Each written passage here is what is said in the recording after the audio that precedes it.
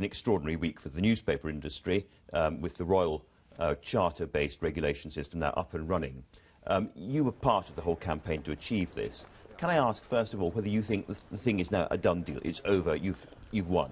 No, it's not a done deal. I think what's a shame about the whole thing is the polarisation of the argument that's taken place, because it should have been a grown-up discussion, and I think what's sad is that the newspapers, the ones who are against the Royal Charter, have portrayed it in a rather simplistic way. Harold Evans, who's respected by most journalists, said that the way that the press had misrepresented Leveson was staggering. But there are things here which I can certainly see why the newspapers are worried. If I sue Private Eye for something, for libel or for invasion of privacy or whatever, and I have no real case, and it's a rubbish case, and I am beaten in court, they now have to pay my fees. If they're not part. Yes, but if they join the Royal Charter, let me give you an example.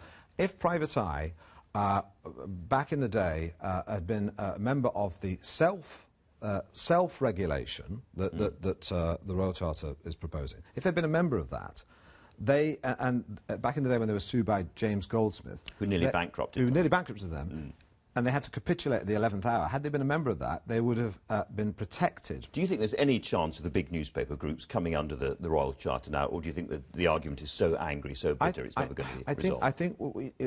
I hope that it gets away from this kind of...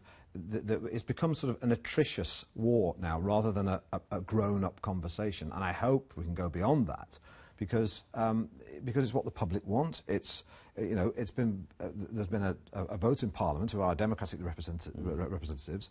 There was a judicial review. The judge threw it out and said they had no grounds. They're sort of diminishing options, and I think the behaviour at the moment is like a recalcitrant teenager who keeps shouting it's unjust, it's unfair, and all you've asked him to do is tidy his bedroom.